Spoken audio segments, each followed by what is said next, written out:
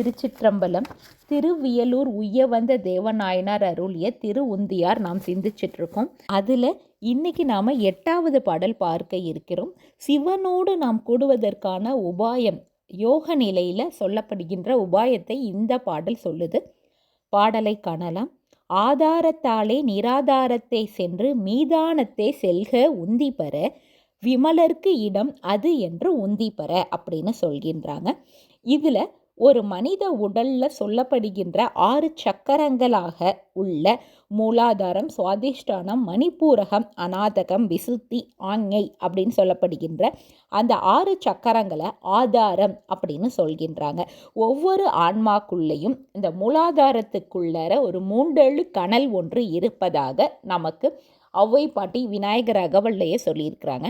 அந்த 3 கணலை நம்ம ஆதாரத்தாலே ஒவ்வொரு சக்கரங்களுக்கு மேலே அழைத்து சென்று நிராதாரத்திற்கு செல்ல வேண்டும் அப்படிங்கிறாங்க. நிராதாரம் அப்படிங்கிறது ஆங்கை அப்படின்னு சொல்லப்படுற நெற்றி பொட்டுக்கு மேலே இருக்கக்கூடிய ஒரு உச்சி, தலை உச்சியை குறிப்பிடுது.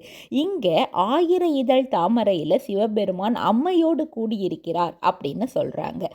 இந்த நிராதாரத்திற்கும் மேலே அடுத்தது சொல்கிறாங்க, ஆதாரத்தாலே நிராதாரத்தை சென்று மீதானத்தை செல்க அப்படிங்கிறாங்க.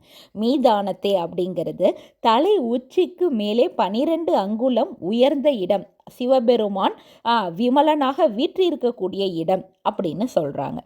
இந்த இடத்துக்கு செல்லணும். இதுதான் ஆன்மா இறைவனை சென்றடையக்கூடிய நிலை, சிவப்பேறு அடையக்கூடிய நிலை அதுதான் அப்படின்னு சொல்கிறாங்க.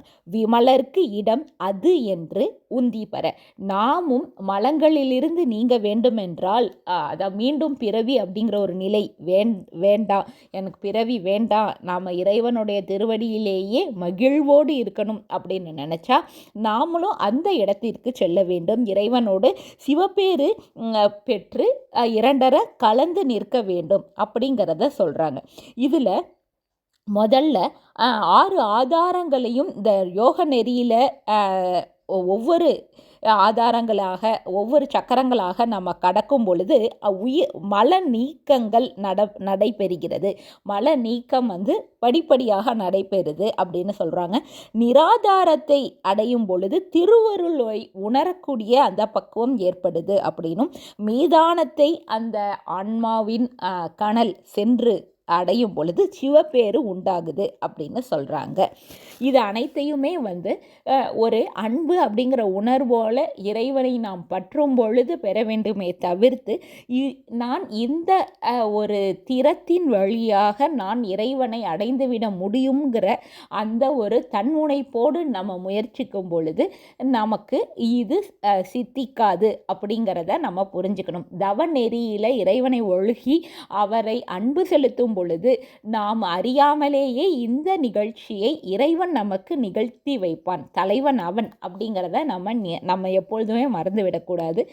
அதை தான் இந்த இடத்துலையும் அடுத்த வரக்கூற பாடல் வழியாகவும் தெளிவாக புரிய வைக்கிறாங்க. திருச்சிற்றம்பலம். திருவியலூர் உய்ய வந்த தேவநாயனார் திருவடிகள் போற்றி போற்றி. சிவாய நம.